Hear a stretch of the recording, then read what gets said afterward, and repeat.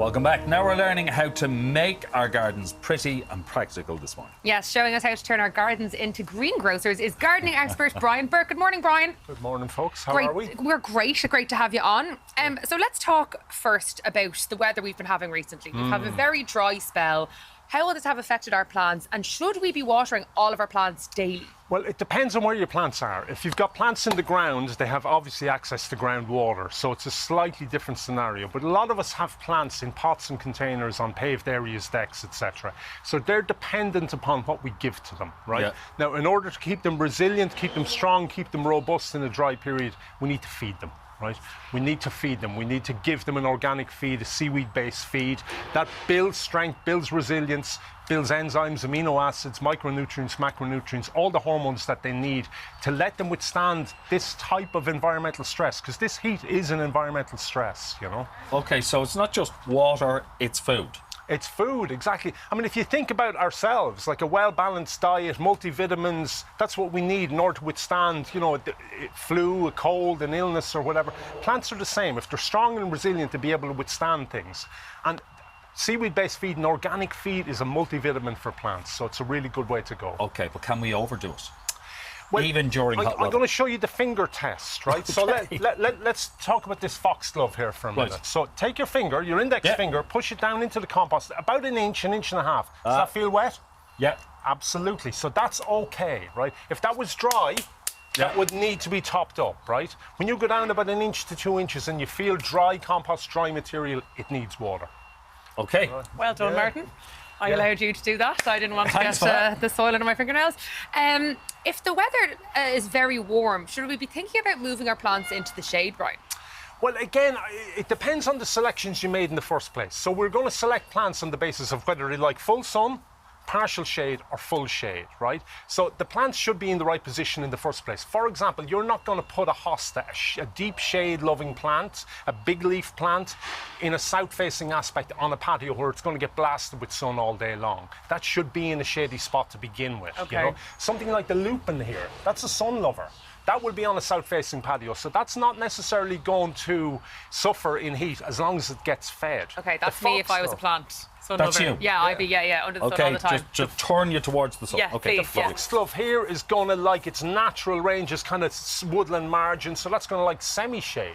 It's not going to be like to be blasted with sun all day long, but it will like a bit of sun and a bit of shade. So again, if you make the right selection for location in the first place, you shouldn't have too much management. Okay, So don't just buy a plant, learn about them. Yeah. Exactly. Because sometimes just on the card that comes with it, there'll be details there that you will need to know. And again, as you can see, we have a selection here of flowering plants.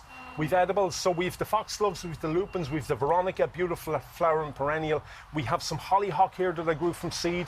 This is an infant version, if you like, of this. So this one here will eventually become that. We've some edibles. I want to show you this cucumber here. Again, grown from seed. Look at those fruits that's the start forming. of the cucumber. Look at the fruit forming on that. Oh my goodness. Oh, wow.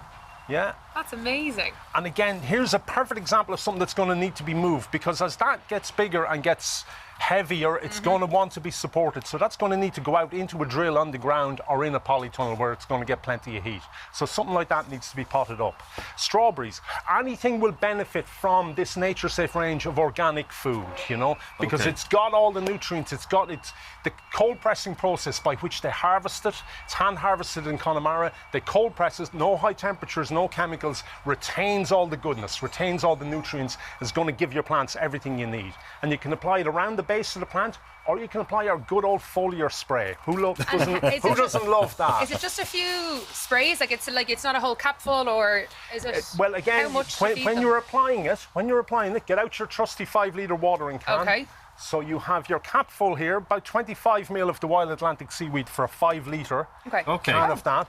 Decant it into your cap, pour it in, top it off with water, and then just around the base of your plant, like so, around the base of your foxgloves. Okay, around the base. And just keep them nice and moist. I need to get some feed. I have some new hanging baskets that are a bit hungry, I think.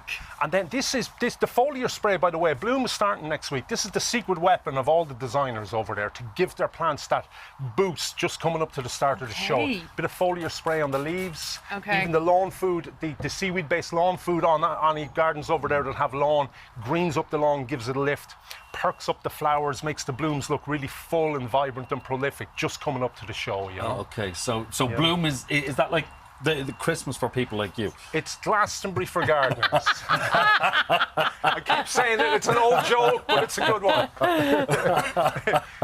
Oh, so you're going to be there all next weekend. Yeah. Come here, I'm going to put you to work. Do you fancy well, let me roll up the sleeves. Go on, in you go, in you go. What are we doing?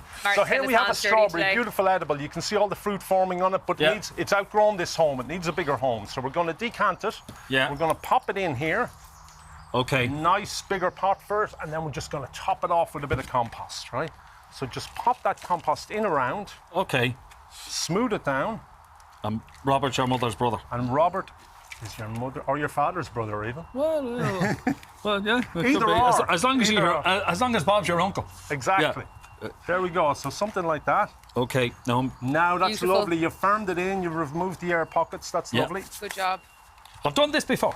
You've done it before. Now we grab a bit of our seaweed-based spray, feed. Yeah. And we let it in around the base. We're going to clean up that foliage with a little bit of our foliar spray. Now, foliar spray, when you use seaweed-based foliar spray, it is also useful in resisting this phenomenon we call sun scorch. So you've often heard it said that you don't water the foliage of your plants in the middle of the day because the moisture will act as a magnifying glass and scorch.